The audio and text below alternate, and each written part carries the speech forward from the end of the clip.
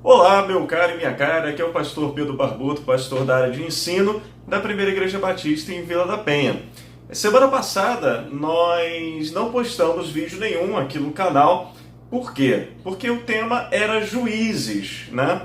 E a gente sempre costuma postar um vídeo antes do domingo em que será dada a lição. Contudo, no domingo que a gente estudou juízes, quem pregou fui eu, né? Então o vídeo de hoje vai ser um vídeo diferente e essa semana a gente vai postar dois vídeos, porque nós vamos postar, na verdade, a mensagem que foi entregue na celebração de domingo passado, que foi estudada a lição de juízes, e próximo vídeo a gente vai postar do tema desse próximo domingo que vai acontecer. Valeu? Um abração e assiste aí!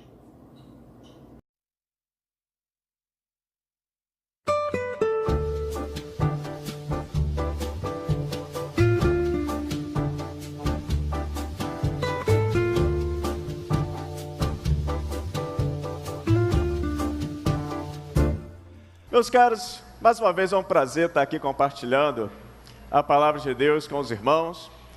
E hoje eu queria convidar vocês a uma meditação a respeito do tempo dos juízes. Nossa escola bíblica tem falado um pouco dos tempos, né, um panorama histórico-religioso do Primeiro Testamento. E os irmãos, até alguns estão estranhando, né? Porque as lições elas estão assim numa pegada um tanto quanto técnica, né? Um tanto quanto da área de conhecimento. E nesse primeiro bimestre, janeiro, fevereiro, ela tem essa pegada mesmo, né? Os irmãos às vezes ficam ávidos assim, né? Ah, mas cadê a parte devocional da coisa, né? Gente, escola bíblica às vezes é para a gente estudar. Então, nesse primeiro momento, janeiro, fevereiro, a gente quer que os irmãos realmente saiam desses 2 meses com uma ideia de uma linha cronológica. Porque a partir de março, nós teremos um novo tema na escola dominical, na escola bíblica, que é um de nós. Em que nós vamos falar sobre a biografia de vários personagens bíblicos. E aí, quando a gente falar de um determinado personagem bíblico, a gente não vai precisar perder tempo de ficar se ocupando em qual tempo ou espaço ele está. Por quê? Porque em janeiro e fevereiro a gente já trabalhou essas questões. Então a gente só vai rememorar. Por exemplo, a gente está na lição 4, correto? E aí quando a gente chegar lá na lição de Sansão, a gente só vai fazer o negócio. Como a gente estudou lá na lição 4, Sansão pertence ao tempo dos juízes. E aí as pessoas, né, a gente espera que se liguem naquilo que está se falando no momento histórico que está se abordando. Mas então hoje a gente vai tratar aqui um pouquinho sobre algumas características do tempo de Juízes. Eu peço então que vocês abram suas Bíblias no livro de Juízes, capítulo 1. Nós vamos ler texto aqui da palavra de Deus. Vamos lá? Depois da morte de Josué, os israelitas perguntaram ao Senhor: quem de nós será o primeiro a atacar os cananeus? O Senhor respondeu: Judá será o primeiro. Eu entregarei a terra em suas mãos. Então os homens de Judá disseram a seus irmãos de Simeão: venham conosco ao território que nos foi designado por sorteio e lutemos contra os cananeus. Iremos com vocês para o território que lhes foi dado. E os homens de Simeão foram com eles. Quando os homens de Judá atacaram, o Senhor entregou os cananeus e os ferezeus nas mãos deles, e eles mataram 10.000 homens em Bezeque. E aí o relato continua, dizendo que Benjamim, José, Manassés e Efraim não eliminaram os cananeus. E aí chega no versículo 28, vamos pular para o 28. Quando Israel se tornou forte, impôs trabalhos forçados aos cananeus, mas não os expulsou completamente. E aí o relato continua dizendo que Efraim, Zebulon, Asser, Naftali e Dan também não expulsaram os cananeus e impuseram-lhes trabalhos forçados. Ou seja, os israelitas estavam fazendo exatamente aquilo que os egípcios fizeram com eles há tempos atrás, né? E aí a gente chega em Juízes 2. O anjo do Senhor, versículo 1, subiu de Gilgal a Boquim e disse: tirei vocês do Egito e os trouxe para a terra que prometi com o juramento que daria aos seus antepassados, e disse: jamais quebrarei a minha aliança com vocês, e vocês não farão acordo com o povo dessa terra, mas demolirão os altares deles. Perguntinha básica: por que vocês não me obedeceram? Portanto, agora lhes digo que não os expulsarei da presença de vocês. Eles serão seus adversários e seus deuses serão uma armadilha para vocês. Quando o anjo do Senhor acabou de falar, todos os israelitas, o povo chorou em alta voz, e o lugar chamaram Boquim. Ali ofereceram holocaustos ao Senhor. Versículo 7. O povo prestou culto ao Senhor durante toda a vida de Josué, e os líderes que continuavam vivos depois de Josué e que tinham visto todos os grandes feitos que o Senhor realizara em favor de Israel.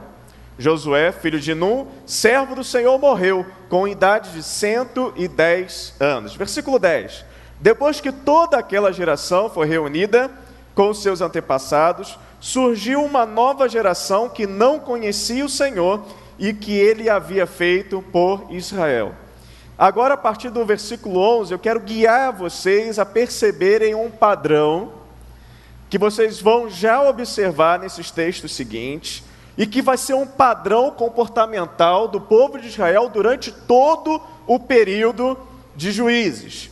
Primeiro é a apostasia. O que é apostasia? Afastamento de Deus, o povo se afastando de Deus, pecando contra o Senhor. Versículo 11.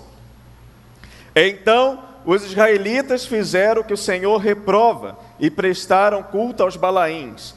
Abandonaram o Senhor, o Deus dos seus antepassados, o que havia tirado do Egito, e seguiram e adoraram vários deuses dos povos ao seu redor, provocando a ira do Senhor. Abandonaram o Senhor e prestaram culto a Baal e a Asherá. O povo pecou, apostasia. Logo temos uma consequência do pecado, manifestado sempre com servidão. Versículo 14. A ira do Senhor se acendeu contra Israel e ele os entregou na mão de invasores que os saquearam. Ele os entregou aos inimigos ao seu redor, os quais já não conseguiam resistir. Sempre que os israelitas saíam para a batalha, a mão do Senhor lhes havia advertido e jurado. Aí agora nós temos, no finalzinho, um momento de grande angústia que os dominavam. Nesse momento, a gente vai ver na história dos outros juízes, que é o momento em que o povo, ele se arrepende, ele se lembra do Senhor e levanta um clamor para que Deus viesse libertá-los. E aí então nós temos a ação, uma providência de Deus, que costuma ser a libertação do povo, a salvação do povo. Versículo 16. Então o Senhor levantou os juízes que o libertaram da mão daqueles que o atacavam. Mesmo assim, eles não quiseram ouvir os juízes, antes se prostituíam com outros deuses e os adoravam. Ao contrário dos seus antepassados, logo se desviavam do caminho pelo qual os seus antepassados tinham andado, o caminho da obediência aos mandamentos do Senhor. A gente percebe uma falta de compromisso do povo de Israel absurda no tempo dos juízes. Vamos continuar, versículo 18. Sempre que o Senhor levantava um juiz, ele estava com o juiz e salvava da mão dos inimigos enquanto o juiz vivia. Pois o Senhor tinha misericórdia por causa dos gemidos deles diante daqueles que os oprimiam e os afligiam. Mas quando o juiz morria, o povo voltava a caminhos ainda piores do que os caminhos dos seus antepassados, seguindo outros deuses, prestando-lhe cultos e adorando-os. Recusavam-se a abandonar suas práticas e seu caminho obstinado. Vamos orar? Senhor Deus, eu te peço, Pai, que as palavras da minha boca e o meditar do meu coração sejam tão somente inspirados pelo Teu Santo Espírito. Fala a cada um de nós nesse momento, Senhor. É o que te pedimos, e já agradecidos, porque nós oramos no nome de Jesus. Amém. Esse momento do povo de Israel, no período histórico dos juízes, é o momento em que eu particularmente entendo que é o momento mais deprimente, espiritualmente falando, do povo de Israel. Mas era assim uma coisa terrível, porque o povo rapidamente se esquecia de tudo que Deus tinha feito por eles e se voltava a outros deuses. Aqui fala assim, de certa forma, né, de que eles não seguiam o caminho dos seus antepassados, que era caminho de obediência aos mandamentos do Senhor. Antepassados bem entendido, uma geração atrás, a geração da conquista da terra. Porque o povo de Israel também, quando saiu lá do Egito, não demorou muito tempo para eles construírem um altar. Lembra aquele bezerro de ouro que eles construíram no meio do deserto? Quando Moisés demorou um pouquinho lá no Monte Sinai, estava demorando muito, aí o pessoal fez uma coleta lá, recolheu o ouro que tinham trazido do Egito, fizeram ali um bezerro e começaram a adorar o bezerro, sendo que Deus tinha acabado de libertar o povo com aquele milagre absurdo das pragas do Egito, o mar que se abriu, a água que brotou da terra, o maná que descia do céu e... memória curta, né? E dizem que brasileiro tem memória curta. Eu vou te dizer que israelita tem memória curta, né? Mas mesmo assim, nesse tempo a gente tem algumas coisas para tirar para nós hoje. E a primeira coisa que eu gostaria de evidenciar com vocês, que a gente pode aprender desse período histórico, é que pecado não deve ser domesticado. Pecado não deve ser domesticado. Sabe, cachorrinho, gatinho, né? Calopsita, tartaruga, coelho, né? Que são animais aí que são usados como animais domésticos. Tem crente que adora botar um picadinho doméstico também, da ração, da água. E é isso que os israelitas fizeram. Domesticaram o pecado no meio do seu arraial. No meio da sua convivência, eles não extirparam o pecado da maneira como lhes foi ordenado. A ordem era muito simples, eles iam chegar na terra e iam expulsar os cananeus. Por quê? Era um povo que ele estava em formação, digamos assim. Eles não estavam estabelecidos, eles não tinham uma cultura ainda forte. Eles viveram durante muitos anos escravos não, ali no Egito. Depois, no finalzinho da sua estadia no Egito, foram escravizados, passaram 40 anos e pouco rodando num deserto e estavam chegando numa terra. Não tinha ainda uma cultura bem formada. E a ordem então era eliminar, porque os deuses, a cultura dos povos cananeus que já estavam ali estabelecidos havia muitos anos, certamente seria uma tentação para o povo que estava sendo formado naquele momento.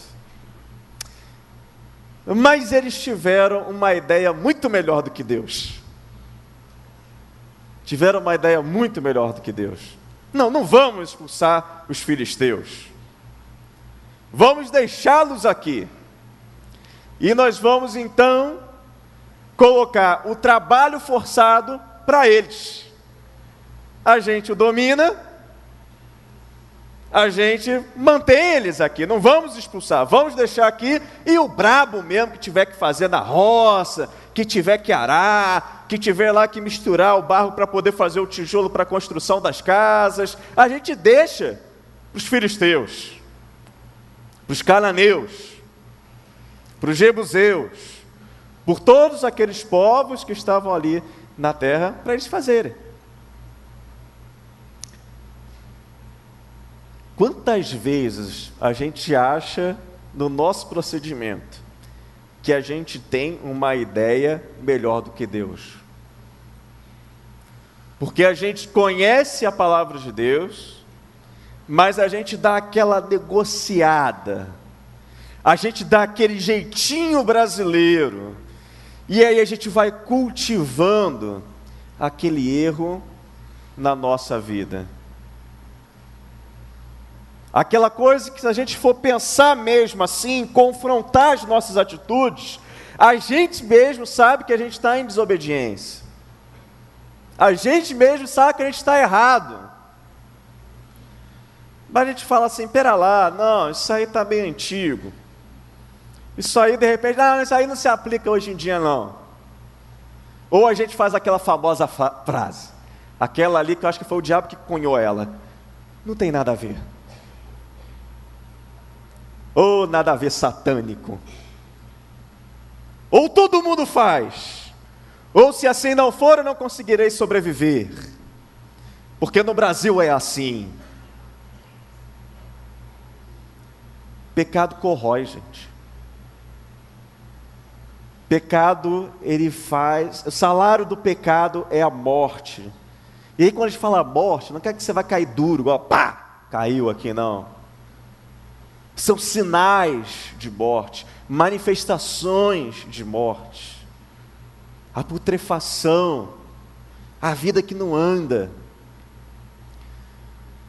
Eu lembro quando eu penso essas coisas, eu lembro ali dos salmistas, no Salmo 32, dizendo o seguinte: como é feliz aquele que as suas transgressões são perdoadas e seus pecados apagados. Como é feliz aquele que o Senhor não atribui culpa e que não há hipocrisia. Porque cultivar pecado é o quê? É você ser hipócrita.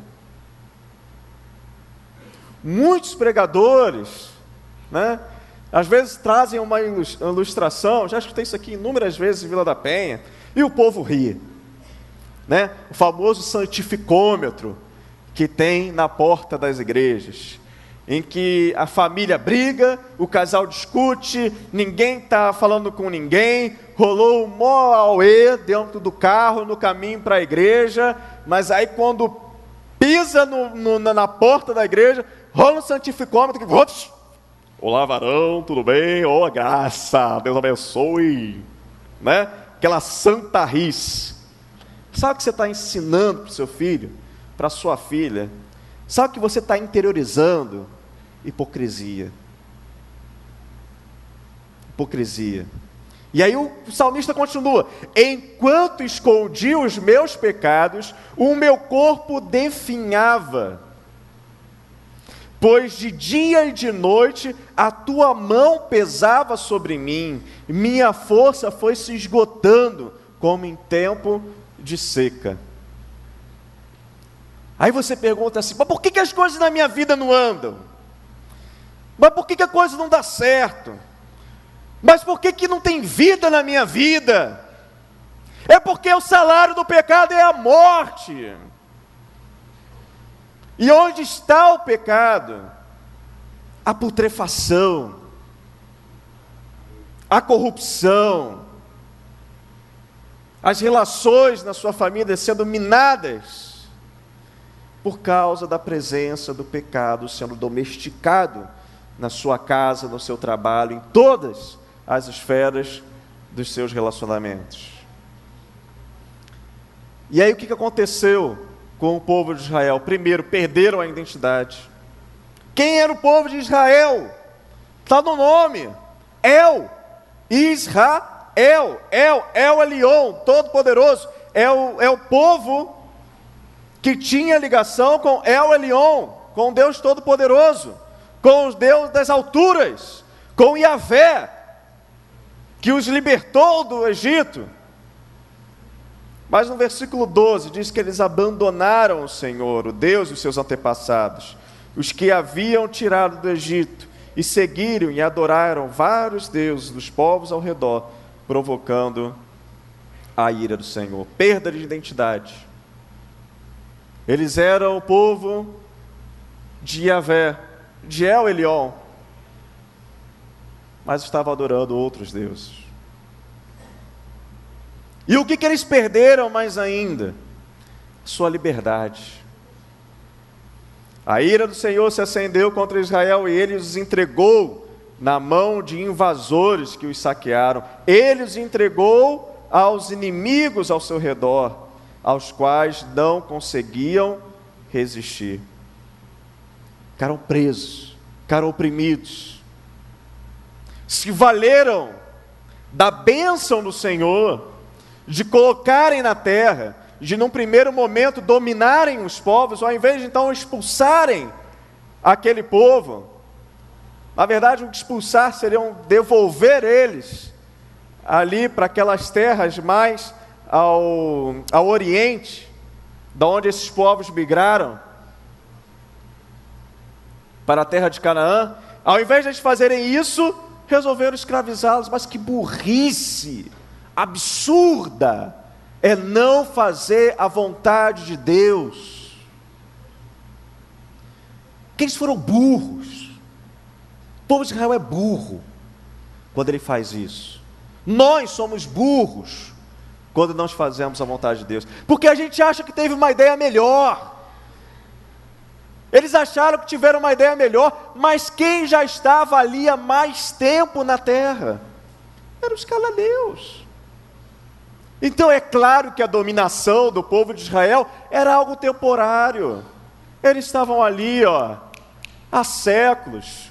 Eles conheciam já todo cantinho, toda cavernazinha, e que podia numa hora de uma batalha surpreender, que podia na hora de uma batalha dominar. A insurgência deles era algo quase que lógico, porque venhamos e convenhamos, se a gente for analisar, a vontade de Deus tem para nós é uma coisa lógica, porque foi Ele que nos criou, Ele que sabe do negócio. Então é claro, eles fizeram o quê? Oprimiram.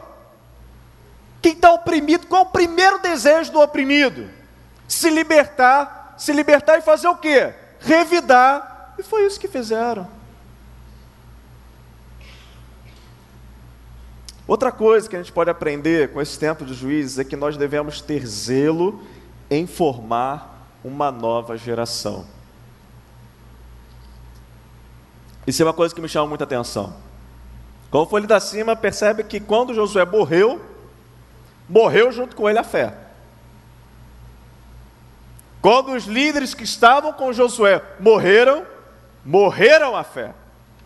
O povo se esqueceu de Deus, abandonou Deus. E olha que esse povo é o povo que na caminhada do Egito até a terra prometida, teve a seguinte orientação de Deus, em Deuteronômio 11, 18 a 24, gravem estas minhas palavras no coração e na mente, amarrem-nas como símbolos nas mãos e prendas na testa, ensinem aos seus filhos, conversando a respeito delas, quando estiverem sentados em casa, quando estiverem andando pelo caminho, quando se deitarem, quando se levantarem, escrevam-no nos batentes das portas de suas casas e nos seus portões, para que na terra que o Senhor jurou que daria aos seus antepassados, os seus dias e os dias dos seus filhos sejam muitos, sejam tantos quanto os dias durante os quais o céu está acima da terra.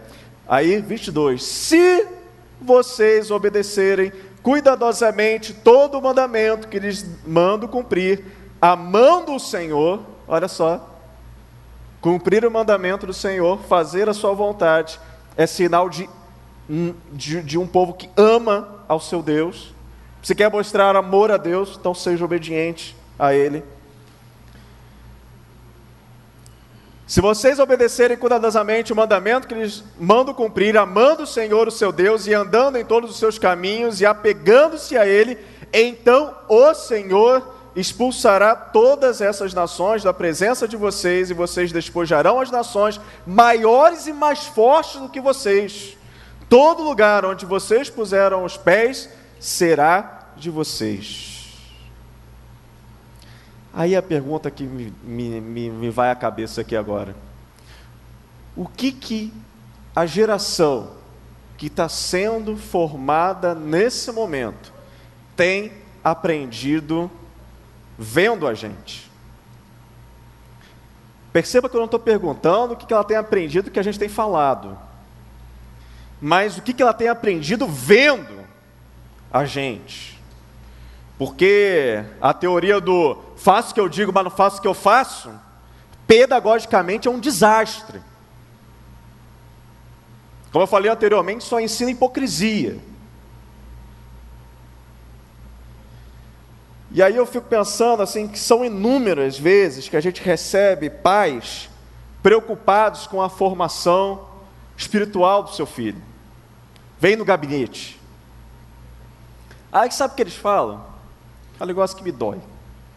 Negócio que me dói porque assim, se eles falam isso, se é a primeira coisa que vem na cabeça em sua defesa, é porque fizeram muito errado. Porque eles falam o seguinte: eu sempre trouxe os meus filhos na igreja quando eles eram pequenos. Aí legal, mas e de segunda a sábado?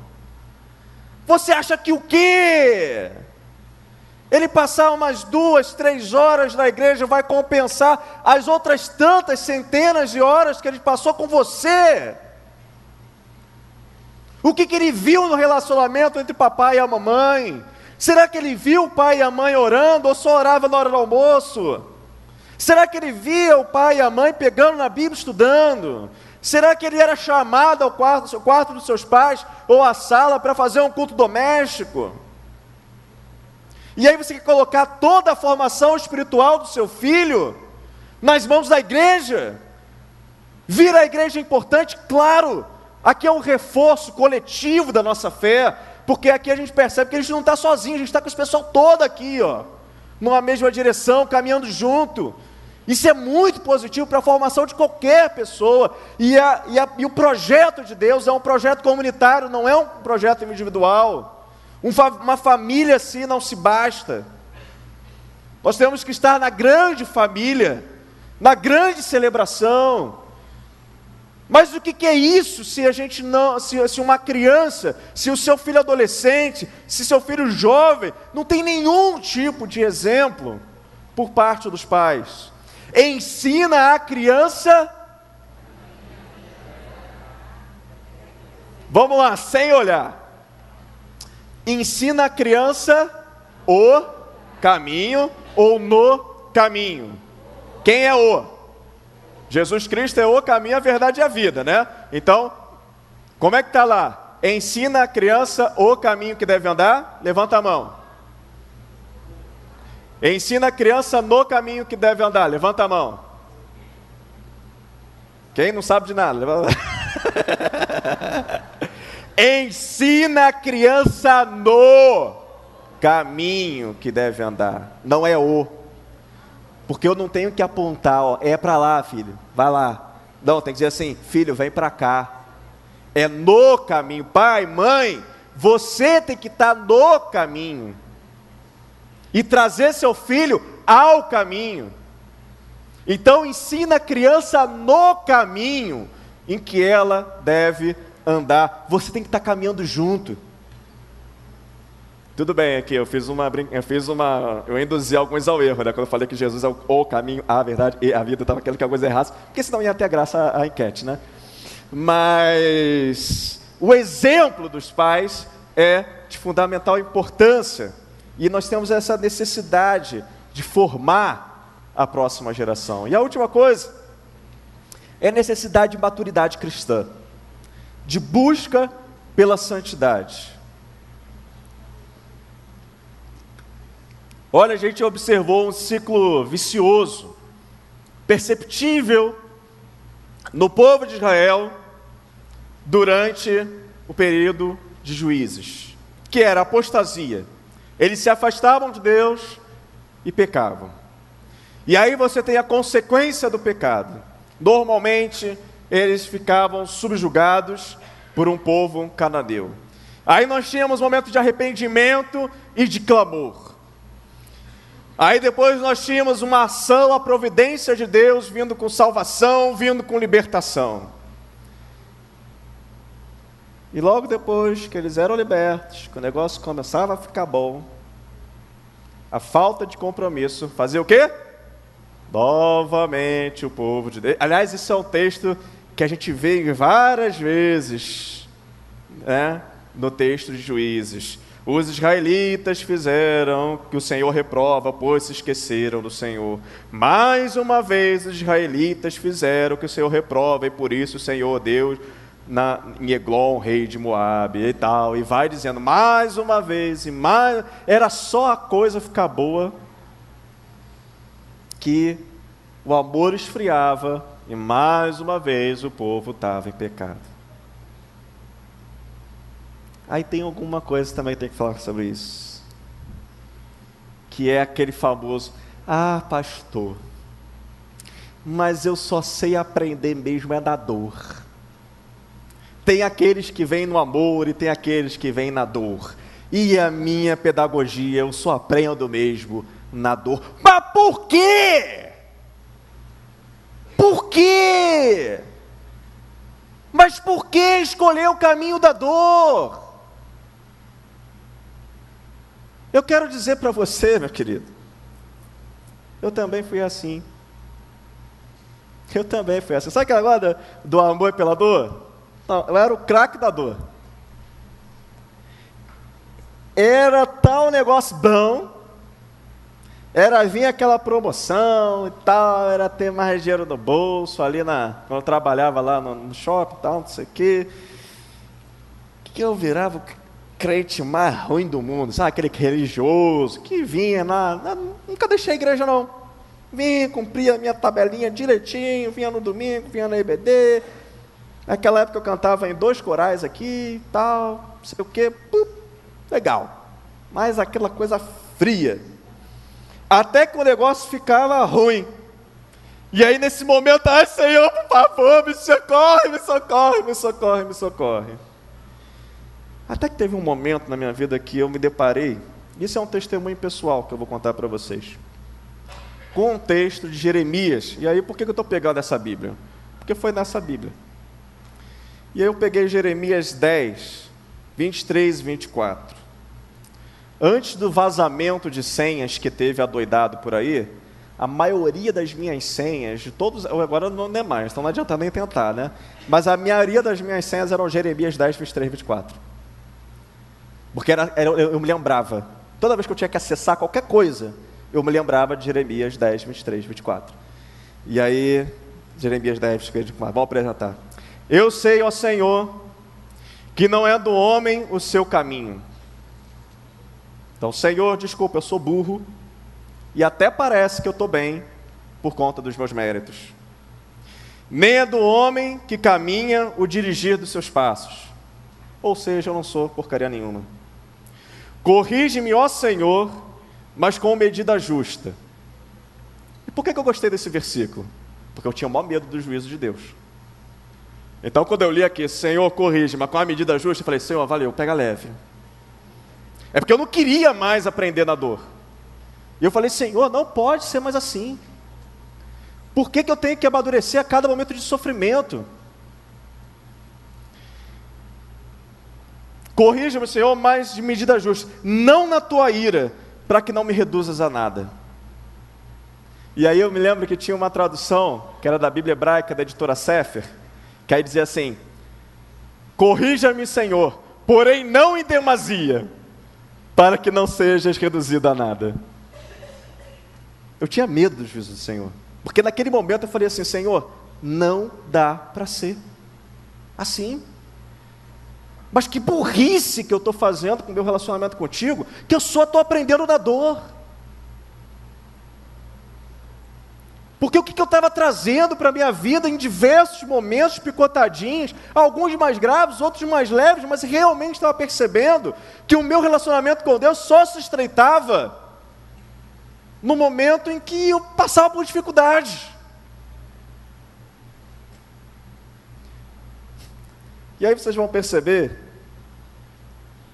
que outro texto que eu gosto muito, eu estou tentando não me emocionar aqui, porque realmente isso foi um momento, um divisor de águas para mim, que é aquele texto que eu falo da boa, perfeita e agradável vontade de Deus para a minha vida. O texto não é assim. Eu já vi pessoas até orando aqui na igreja dizendo boa, perfeita e agradável. Mas não é, é boa, agradável e perfeita. Ao contrário. Os dois últimos. Mas isso foi uma experiência pessoal minha, por isso que eu oro assim. E toda vez que eu oro assim, eu me lembro disso. Sabe, quero trazer à memória aquilo que me traz esperança. Eu faço isso todo momento na minha vida.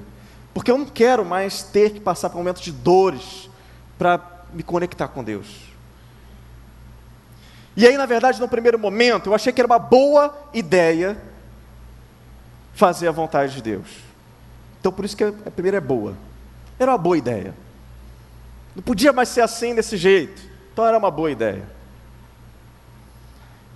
Só que é extremamente desagradável no começo fazer a vontade de Deus.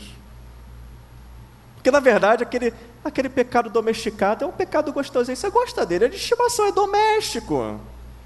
Você está acostumado com ele. Né? Irmãos que às vezes estão presos. O povo de Israel perdeu a liberdade. Quantos irmãos estão presos aqui? Na mentira, na fofoca, na pornografia, na bebida, no cigarro, nas drogas. E a coisa mais difícil no primeiro momento é se abster daquilo que você cultiva com o pecado. Então é totalmente desagradável. Então eu fiz uma profissão de fé, eu falei, não é perfeito.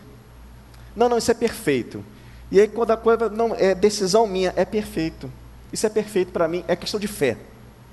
Primeiro foi uma boa ideia, depois eu botei, não é perfeito para mim. Até o momento que se tornou agradável. Até o momento que efetivamente aquilo, fazer a vontade de Deus, se tornou algo efetivamente agradável na minha vida.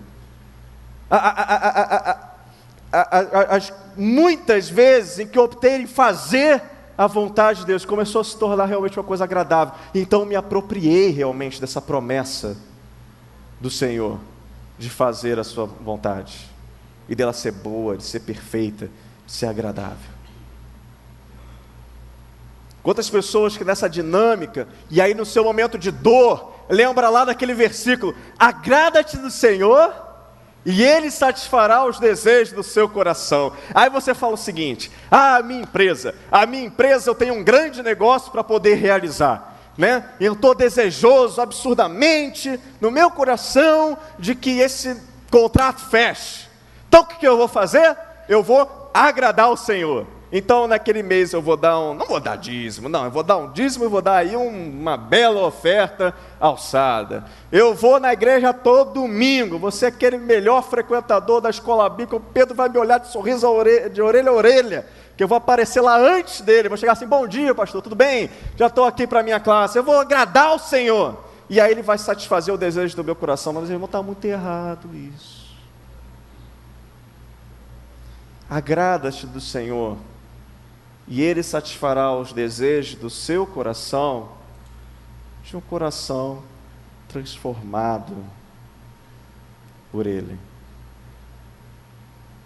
Agrada-te do Senhor, procure saber a boa, perfeita e agradável vontade dEle. E aí os seus valores, os seus princípios vão sendo alterados, os desejos do seu coração vão sendo modificados. E aí então, Ele satisfará o desejo do seu coração, porque já é segundo o coração dEle.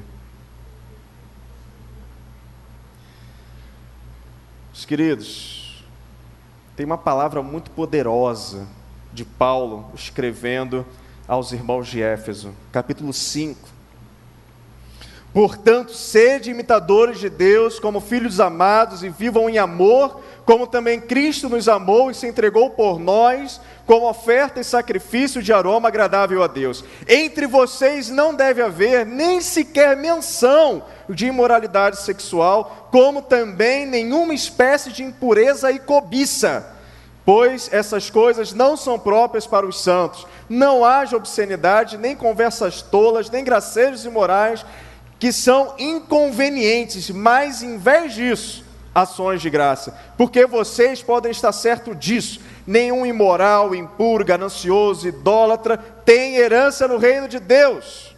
Ninguém os engane com palavras tolas, pois é por causa dessas coisas que a ira de Deus vem sobre os que vivem na desobediência, porquanto não participem com eles dessas coisas, Porque outrora vocês eram trevas, mas agora são luz no Senhor. Vivam como filhos na luz, pois o fruto da luz consiste em toda bondade, justiça e verdade. E aprendam a discernir o que é agradável ao Senhor. Não participem de obras infrutíferas das trevas, antes exponham-se à luz, pois aquilo que eles fazem em oculto, até mencionar é vergonhoso. Mas tudo que é exposto pela luz torna-se visível, pois a luz torna-se visível todas as coisas. Por isso que foi dito: desperta, tu que dormes, levanta-te dentre os mortos, e Cristo te esclarecerá. Tenham cuidado com a maneira como vocês vivem, porque não sejam como insensatos, mas como sábios, aproveitando o máximo cada oportunidade, porque os dias são maus. Portanto, não sejam insensatos, mas procurem compreender qual é a vontade do Senhor. Procurem entender qual é a vontade do Senhor. E Paulo aqui, ele fecha comigo. Desculpa, essa foi muito prepotente. Eu fecho com Paulo. Não sejam insensatos, mas procurem fazer a vontade do Senhor. Paulo usa uma palavra bonitinha, né? Insensato. Não seja burro.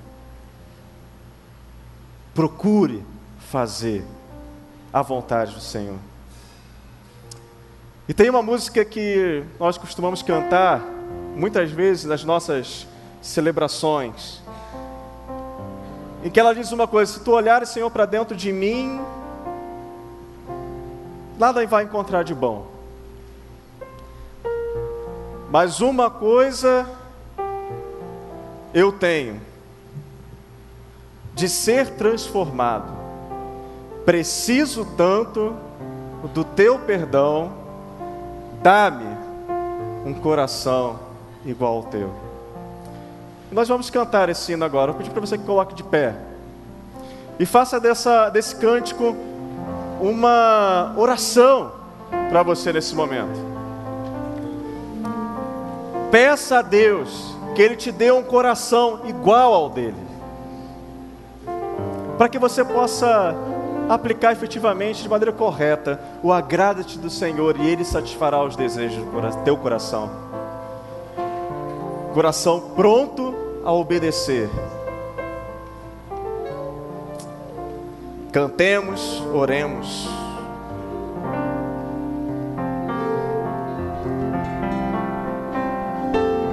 Se tu, Senhor, pra dentro de mim,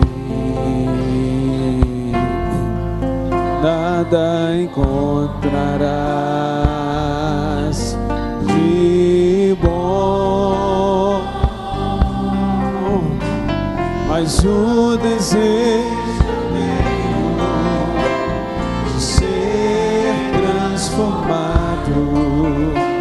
Preciso tanto do teu perdão, dá-me um novo coração. Coração igual ao teu, meu mestre, dá-me um coração igual ao teu, coração disposto a obedecer, cumprir todo o teu querer, dá-me um coração igual.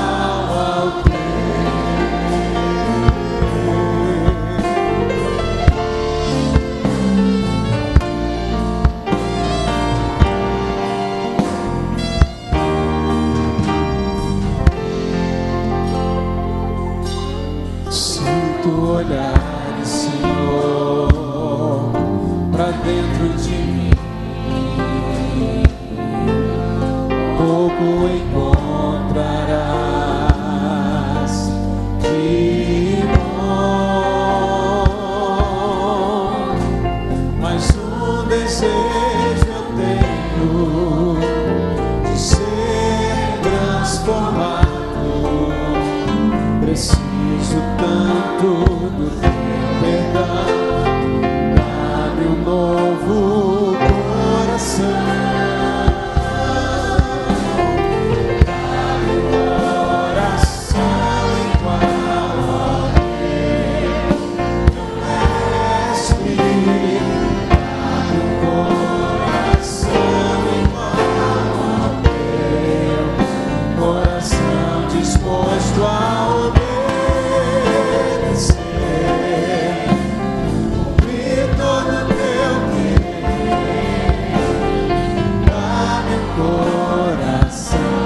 igual ao teu.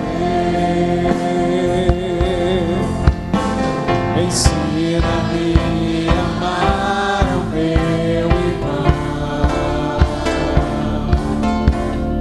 a olhar com os teus olhos, perdoar com teu perdão.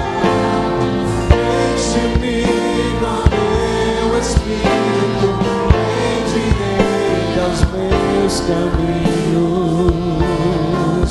Ó Deus, dá-me um novo coração. Enche-me com teu Espírito, endireita os meus caminhos. Ó Deus, dá-me um novo coração. Dá-me um coração igual ao teu. Meu mestre, dá-me um coração igual ao teu. Coração disposto a obedecer, cumprir todo teu querer.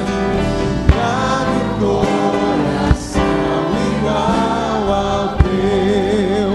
Coração disposto a obedecer, cumprir todo teu querer. Dá-me um coração igual ao teu.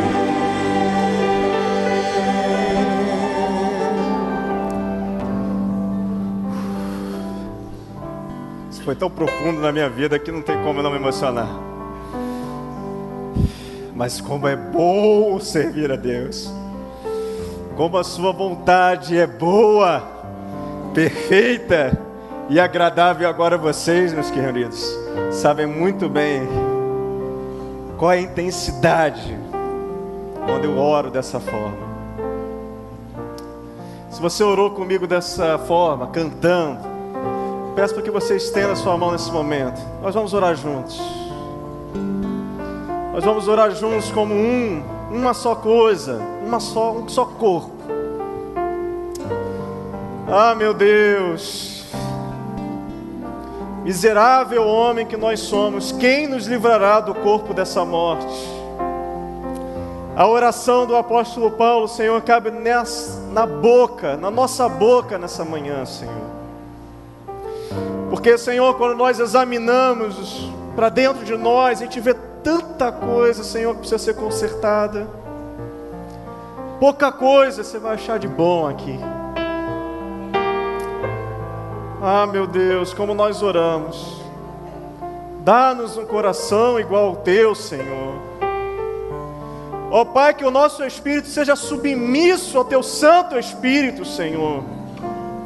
Pai, nos dá um espírito de submissão a Ti, Senhor. Mortifica aquele homem que foi crucificado, Senhor, ali na cruz. Mantenha-o crucificado. O velho homem, ele tem que estar crucificado, Senhor, amarrado, atado. É um novo homem, é uma nova mulher, Senhor, que tem que manifestar nesse mundo, Senhor.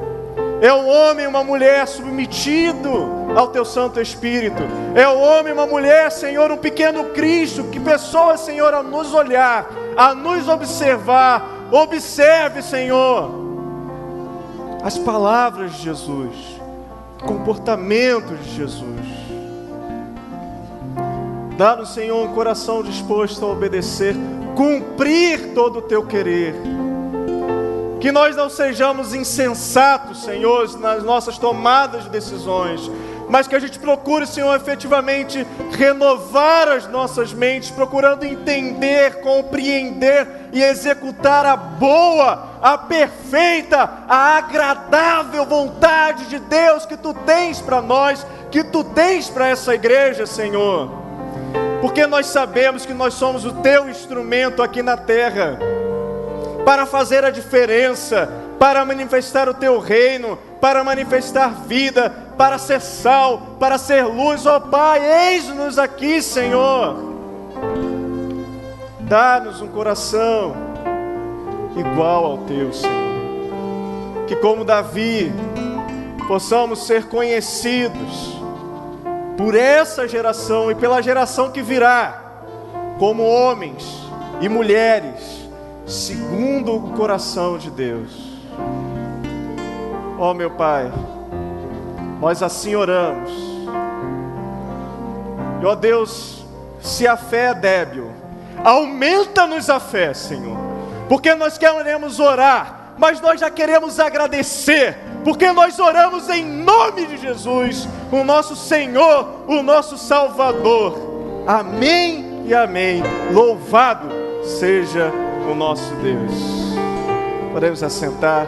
Que Deus a todos abençoe.